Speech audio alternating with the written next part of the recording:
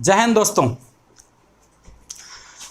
परसों मेरी एक क्लास हुई थी हिस्ट्री सब्जेक्ट को लेकर के, जिसमें हिस्ट्री के कुछ बेसिक की पॉइंट्स डिस्कस किए गए थे। उम्मीद करते हैं कि वो क्लास आपको पसंद आई होगी। अगर उसमें कुछ आपको नेगेटिव लगता है तो कमेंट बॉक्स में आकर के डेफिनेटली आप बता सकते हैं कि अगर कुछ त्रुटियां हैं तो आप बताएं, उसे मैसेज करें, हम उसको सुधार करने की या इम्प्रूव करने की पूरी कोशिश करेंगे और पूरा बेटर करने का प्रयास रहेगा जो आपके लिए बेस्ट से बेस्ट हो सके।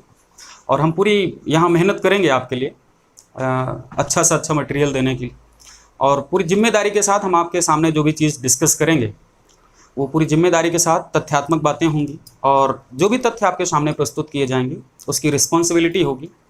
ऐसे नहीं कि मार्केट की किसी भी गाइड को उठा करके लाए, पढ़ लिया, आपके सामने प्रेजेंट कर दिया, ऐसा कुछ भी नहीं है। मेरा सब्जेक्ट हिस्ट्री रहा है, मैंने पीजी कंप्लीट किया है हिस्ट्री से ही और फाइनली रिसर्च कर रहा हूँ। इसलिए मैं आपको जो भी बताऊँगा पूरी जिम्मेदारी के साथ बताऊँगा, जो भी डाटा होंगे हिस्ट्री के। बहुत सारा कन्फ्यूज़न भी रहता है, कई बार सवाल ऐसे सामने होंगे आपके कि एक ही क्वेश्चन के 3-3, 4-4 आंसर होंगे, तो यहाँ पर बहुत सारी कन्फ्यूज़न आती है। तो हम आपको डेफिनेटली ये इंश्योर कर रहे हैं कि जहाँ पर भी कन्फ्यूज़न होंगी क्वेश्चंस के आंसर में, उसको भी हम सॉर्ट आउट करने की पूरी कोशिश करेंगे। पिछली क्लास में मैंने आपसे डिस्कस किया था इतिहास या हिस्ट्री को लेकर के, इसकी महत्ता को लेकर के, इसकी उपयोगिता को लेकर के, ये सारी चीज़ें डिस्कस हुई थी। आज का जो सेशन है वो सेकंड वीडियो है हम लोगों के इस चैनल पे।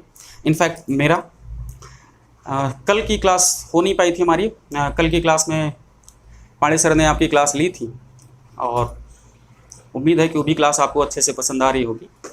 हम लोग बेस्ट से बेस्ट करने की पूरी कोशिश कर रहे हैं, बढ़िया रहेगा, और उम्मीद यही है कि आप हमारा सहयोग करेंगे और उस सहयोग के बदले हम लोग जितना इंस्पायर्ड होंगे उतना अच्छा सा अच्छा प्रयास करेंगे आपको डिलीवर करने का। तो आज स्टार्ट करते हैं। सेकंड वीडियो है ये, ठीक। इसमें भी आज जो बताना है हमें आपको इस वीडियो में, वो इतिहास के काल विभाजन को लेकर के बताना है। जैसा कि आप लोग जानते हैं कि हिस्ट्री या इतिहास को 3 पार्ट में डिवाइड किया गया है, एंशिएंट, मिडाइवल एंड मॉडर्न, प्राचीन काल, मध्यकाल और आधुनिक काल। ऐसा जनरली बताया जाता है, लेकिन थोड़ा सा जब अच्छी स्टडी करते हैं तो इसके सिवा भी इतिहास का कुछ विभाजन है जिसे हमें जानना चाहिए। तो देखते हैं इसे। इतिहास डेफिनेटली इसे 3 पार्ट में डिवाइड किया गया है, ठीक। इतिहास को 3 पार्ट में डिवाइड किया गया। इसका एक पार्ट है जिसे हम कहते हैं प्रागैतिहासिक काल।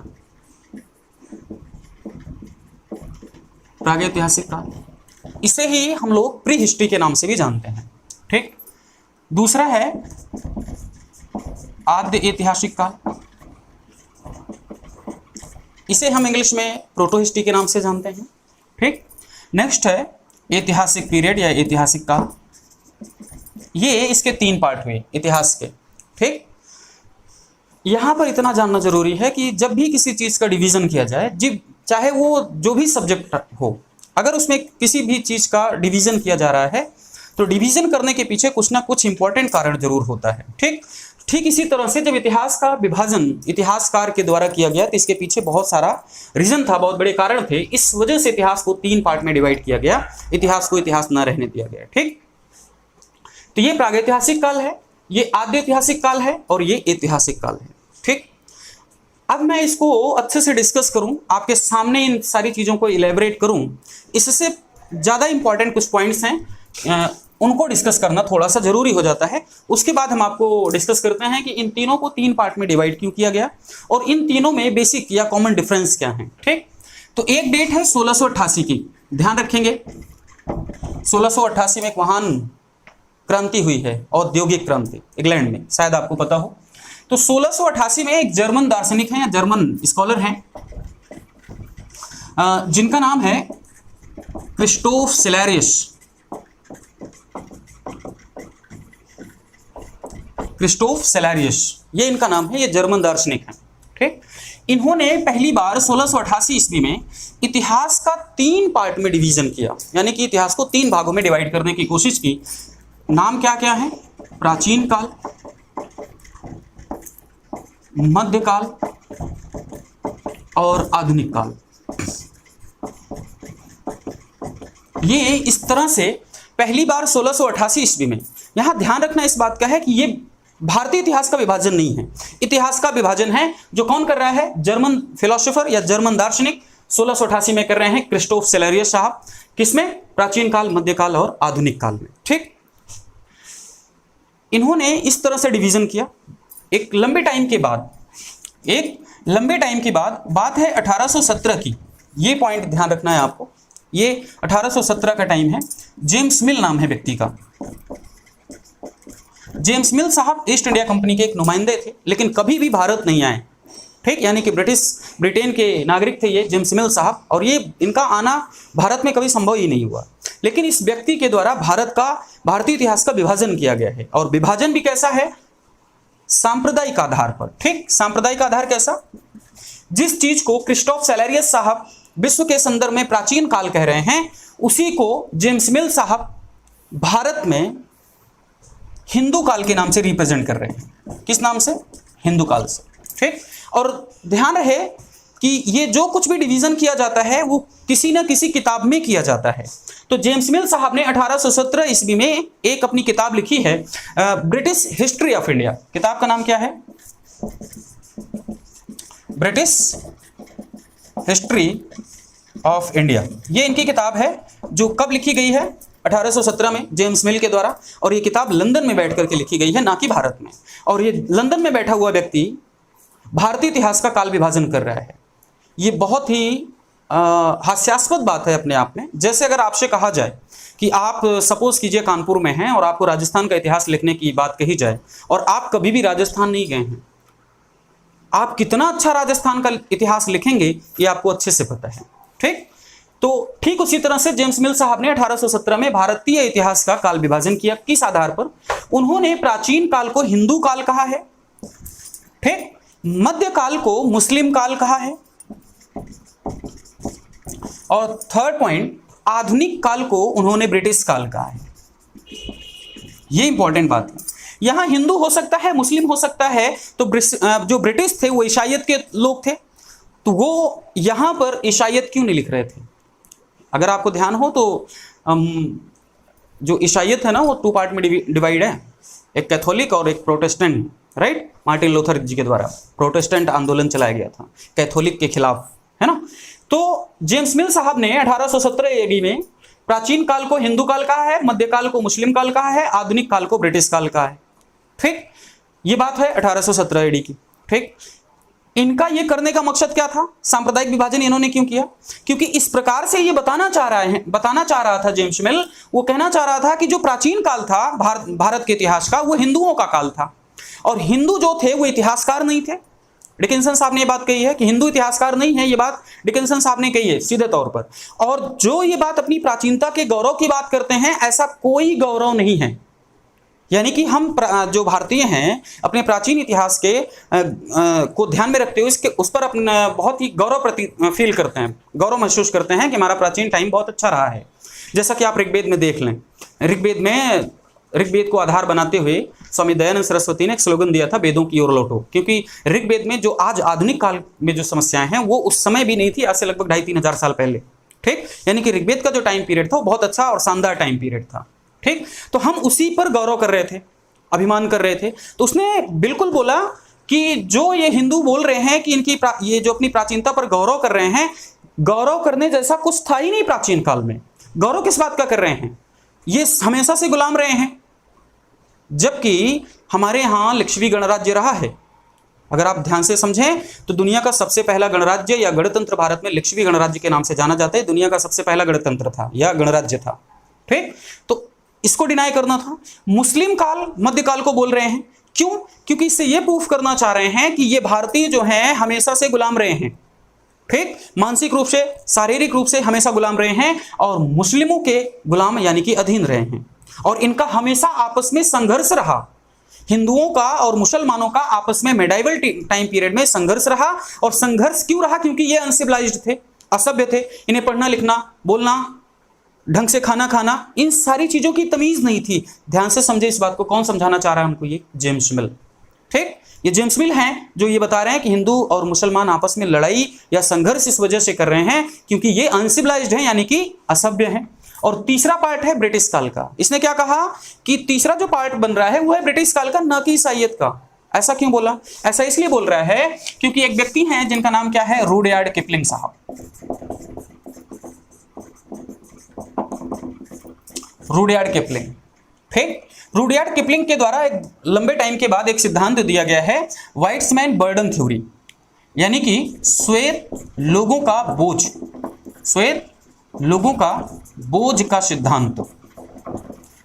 यह सिद्धांत किसके द्वारा दिया गया? रुडयार्ड किपलिंग के द्वारा, ठीक। इसे ही इंग्लिश में हम लोग व्हाइट्समैन बर्डन थ्योरी कहते हैं, ठीक। रुडयार्ड किपलिंग साहब ने रुडयार्ड किपलिंग साहब एक ऐसी शख्सियत हैं, आप शायद इनके बारे में नहीं जानते हैं। ये ब्रिटेन के रहने वाले थे। इन्होंने जलियांवाला बाग हत्याकांड के हत्यारे जनरल डायर को अपने जीवन की लगभग आधी से ज़्यादा संपत्ति दान में दी है। दान क्या, उसको उपहार एज ए गिफ्ट प्रदान की है। और ये समझाया है और जनरल डायर की बहुत सारी तारीफ की है कि आप जैसा व्यक्ति या प्रशासक भारत ब्रिटेन में एक नहीं और बहुत सारे होने चाहिए, तब ब्रिटेन सुरक्षित है। इतनी सारी तारीफ करने वाला व्यक्ति कौन है? Rudyard Kipling. और उसके क्रियाकलापों से मतलब प्रभावित होकर के उसने, यानी कि रुडयार्ड किपलिंग ने बहुत सारा पैसा उसको दिया। किसको? जनरल डायर को।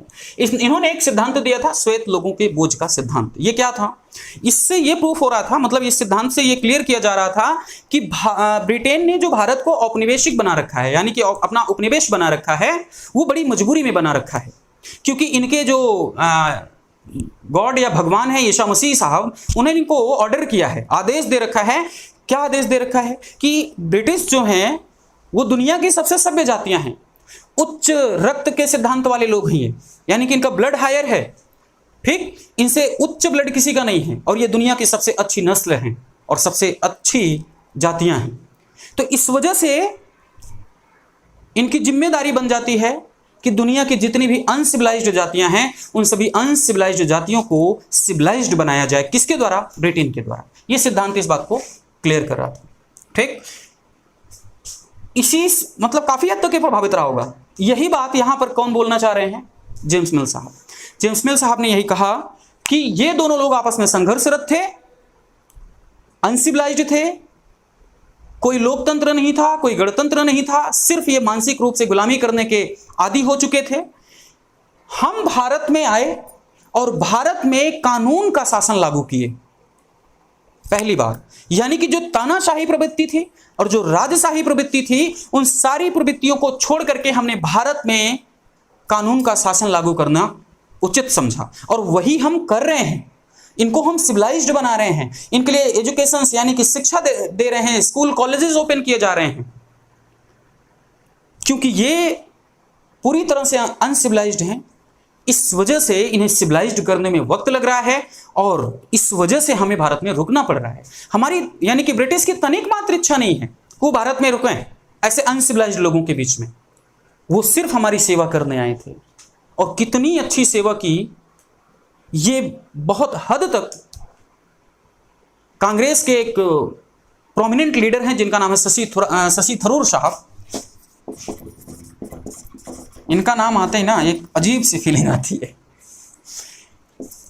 एरा ऑफ डार्कनेस नाम की इन्होंने किताब लिखी और ब्रिटिश संसद में या कुछ ब्रिटिशर्स थे उनके सामने ये रिप्रेजेंट कर रहे थे शशि थरूर साहब अपनी किताब को, एरा ऑफ डार्कनेस। उसमें इन्होंने क्या बताया? उन्होंने कहा कुछ इंपॉर्टेंट बातें कही। क्या बातें कही? इन्होंने कहा कि जब आप 1757 में प्लासी का बैटल जीत लिए और 1764 में बक्सर के बैटल के बाद जब आपको दीवानी का राइट मिल गया, यानी कि टैक्स कलेक्शन का जब आपको राइट मिला, जब टैक्स कलेक्शन का राइट मिला, इससे पहले आप लोग अपने यहां का बुलियन मीन्स सोना और चांदी का मिक्स, आप अपने यहां का बुलियन भारत में लाते थे, यानी कि सोना और चांदी ब्रिटेन का भारत में रखते थे। उसके बदले यहां से रॉ मटेरियल्स या मेडेड मटेरियल्स आप कहां लेके जाते थे?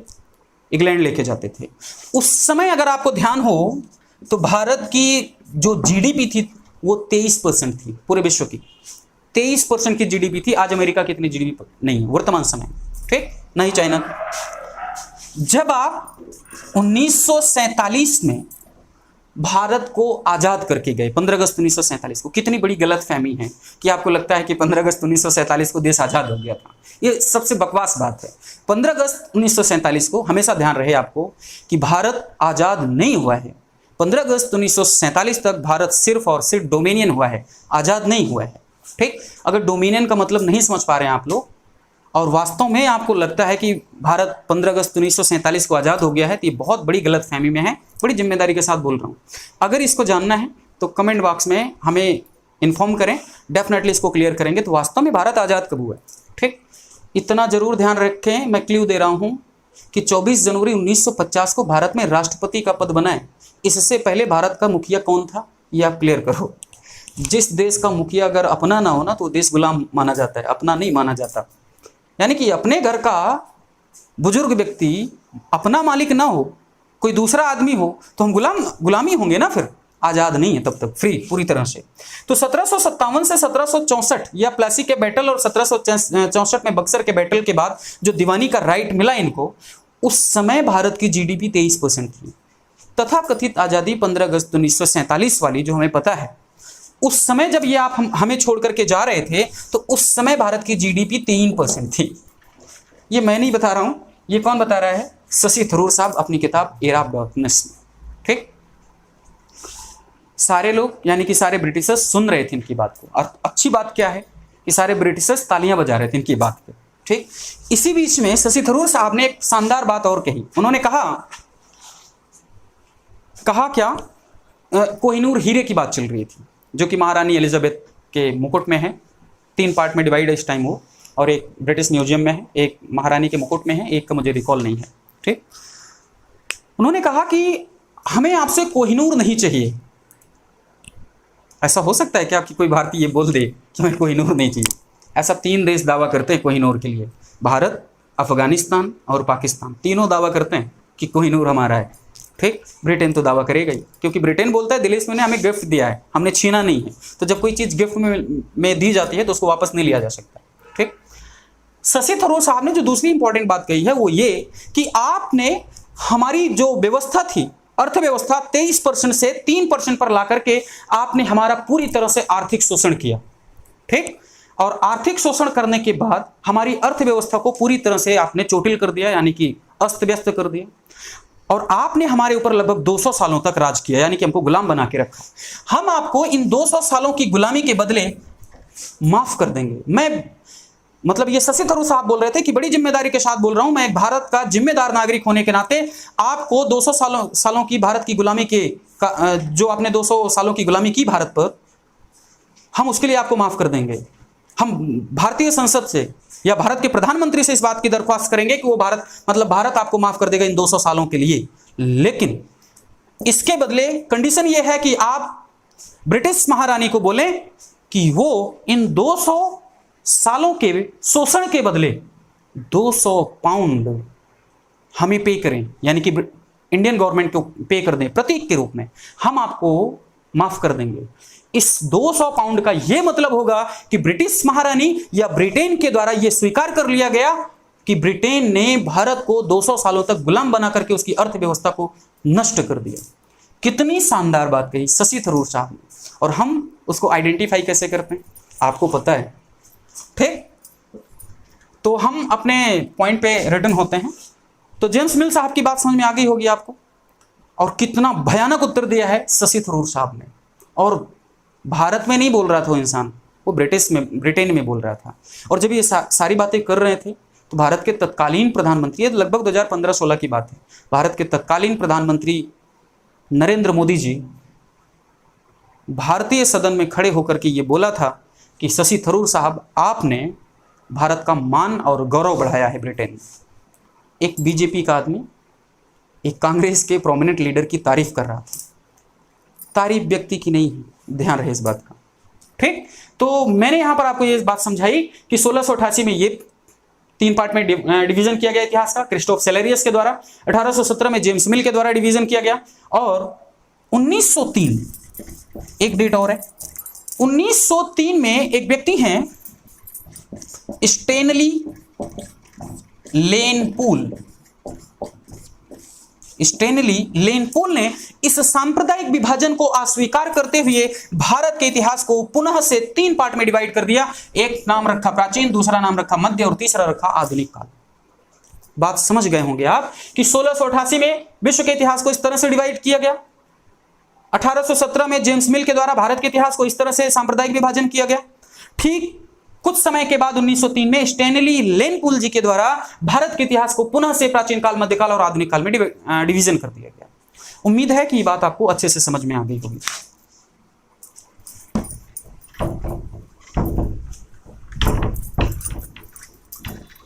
अब नेक्स्ट मैं आपको ये बता रहा था ताकि ये समझ में आ जाए आपको कि ये मैंने क्यों लिखा है। एक तरफ मैं बता रहा हूं एक तो एंशिएंट, मिडिवल और मॉडर्न है, फिर ये प्री हिस्ट्री, प्रोटो हिस्ट्री और हिस्टोरिक पीरियड कैसे चल रहा है। ठीक, ये है प्रागैतिहासिक काल।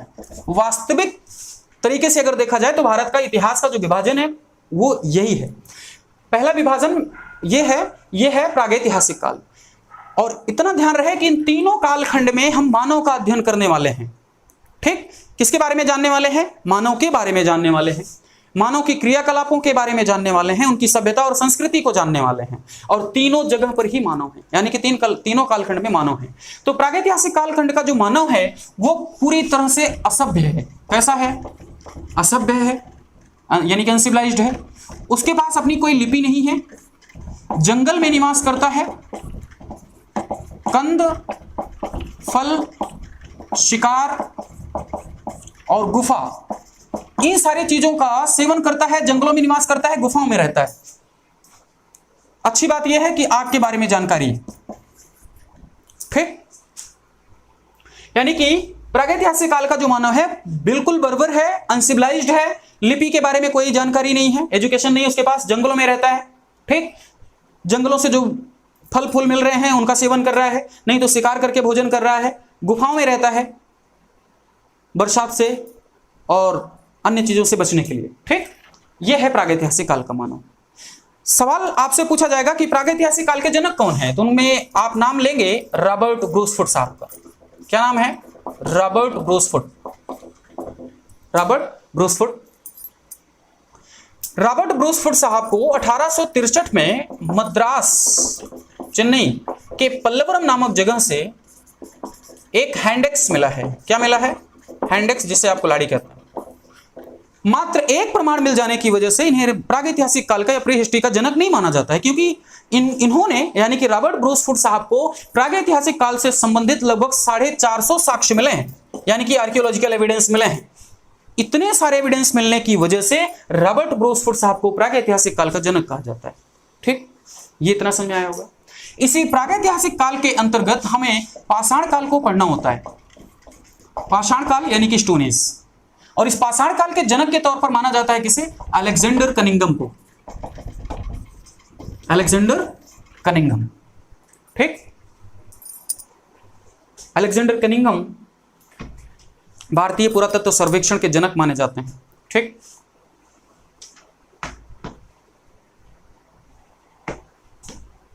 पाषाण काल। ठीक, पाषाण काल को भी 3 पार्ट में डिवाइड किया गया है, आप जानते हैं। एक है पूरा पाषाण काल, एक है मध्य पाषाण काल, एक है नवपाषाण काल, यानी कि paleolithic age, mesolithic age and neolithic age. इनका भी आपस में विभाजन है, जिसके पीछे भी कोई कारण होगा। ठीक, तो मैं यहां पर आपको समझा चुका हूं कि प्रागैतिहासिक काल की अपनी क्या विशेषता है, वहां का मानव ऐसा है, और इसी के अंतर्गत हमें पाषाण काल को पढ़ना होता है। पाषाण काल को जब डिस्कस करेंगे तो बताएंगे अच्छे से पूरा पाषाण काल, मध्य पाषाण काल और नवपाषाण, क्योंकि इनमें भी आपस में बहुत ज्यादा अंतर है, इस वजह से इनका डिवीजन हुआ है। ठीक, नेक्स्ट देखते हैं। आद्य ऐतिहासिक काल के अंतर्गत हम 2 चीजों को पढ़ते हैं। एक नाम है इंडस वैली सिविलाइजेशन और एक है वैदिक कल्चर, यानी कि हड़प्पन सिविलाइजेशन या हड़प्पा सभ्यता, वैदिक कल्चर। इस सभ्यता के बहुत सारे नाम हैं, कम से कम 5 या 6 नाम मिलते हैं, लेकिन जो प्रोमिनेंट नेम है आर्कियोलॉजी के अनुसार, वो जो सही नाम है इंडस वैली सिविलाइजेशन ना होकर के वो है हड़प्पन सिविलाइजेशन या हड़प्पा सभ्यता। सबसे प्रोमिनेंट नेम है क्या? हड़प्पन सिविलाइजेशन। ठीक, आर्कियोलॉजी के अनुसार जब किसी बड़ी सभ्यता का कोई ऐसा स्थल खोजा जाए जो सबसे पहले खोजा गया हो, उसी स्थल के नाम पर पूरी सभ्यता का नामकरण कर दिया जाता है।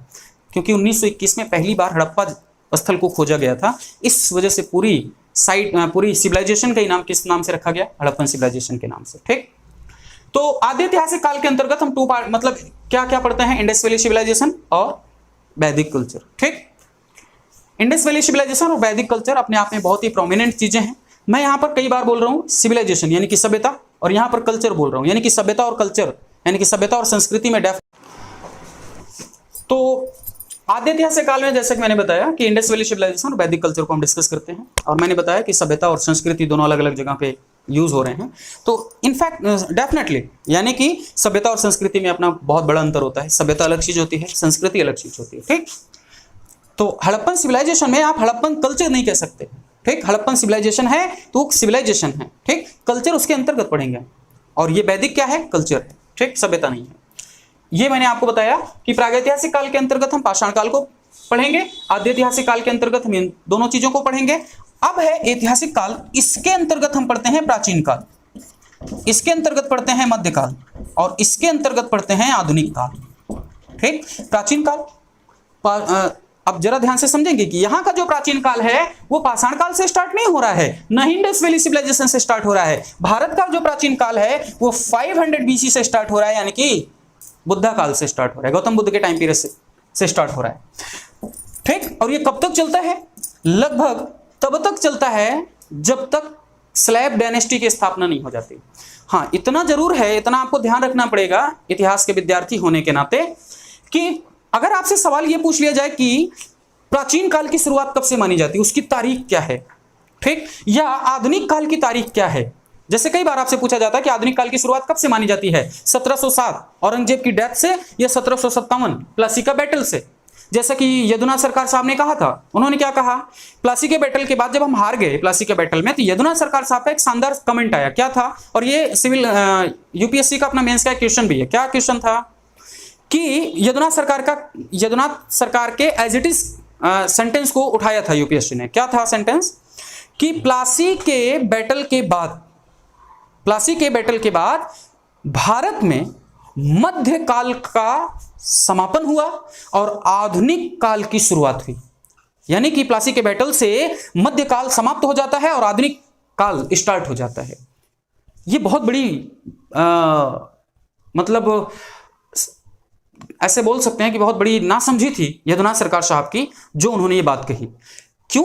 क्योंकि चाहे वो प्राचीन काल हो, चाहे मध्यकाल हो, चाहे आधुनिक काल हो, ये लक्षण पर आधारित होते हैं, तारीख पर आधारित नहीं होते हैं। ऐसा क्यों जानते हैं? अगर यदुनाथ सरकार साहब की बात को समझें तो प्लासी का जो बैटल हुआ है वो 23 जून को हुआ है, 23 जून 1757 को, राइट? यही बैटल है। सपोज करो आप 1757 में, एक सिंपल सा उदाहरण मैं समझा रहा हूं, सपोज कीजिए आप 1757 में टाइम चल रहा है, ठीक है, 1757 की बात करते हैं। आप 31 दिसंबर 1756 की रात को सो गए, यानी कि 1 जनवरी 1757, ये अलग चीज होगी, फिर अगला दिन होगा। तो 31 दिसंबर 1756 को मान लीजिए आप मध्यकाल में सो गए, यानी कि रात्रि में जब सो रहे हैं तब क्या चल रहा है? मध्यकाल चल रहा है। और आपको पता है कि मैं सो कहां रहा हूं, किस टाइम पीरियड में? मध्यकाल में। अब जरा तुरंत समझें कि अगली सुबह जो होने वाली है वो है 1 जनवरी 1757 की। और जैसे आप उठे सुबह के 5 या 6 बजे, आप बड़े सरप्राइज्ड हुए, आश्चर्यचकित हो गए। क्या? ओ, हम सोए थे मध्यकाल में, उठ कहां रहे हैं? आधुनिक काल में। ऐसा संभव है क्या? ऐसा बिल्कुल संभव नहीं है। तो कभी भी ये जो ड्यूरेशंस हैं, जो टाइम पीरियड आपको बताए जा रहे हैं, ये तारीखों पर आधारित नहीं होते हैं, लक्षणों पर आधारित होते हैं। ठीक? तो मध्यकाल के अपने अलग लक्षण हैं, आधुनिक काल के बिल्कुल अपने अलग लक्षण हैं। ठीक? मध्यकाल में जब व्यक्ति राजशाही को मतलब सबसे ज्यादा प्राथमिकता दे रहा है, ईश्वर या भगवान को सबसे ज्यादा तरजीह दे रहा है, मानवता को साइड में कर रहा है, ऐसे समझ लो। मान लीजिए ये सेंटर है कोई मध्यकाल का, और यहां इस सेंटर में ईश्वर या धर्म प्रोमिनेंट है, यानी कि सबसे ज्यादा महत्वपूर्ण है, और मानवता कहीं यहां पर है, लोकतंत्र यहां पर विराजमान है, गणतंत्र यहां पर है, राजशाही बिल्कुल सेंटर पॉइंट में चल रही है। ये मध्यकाल है।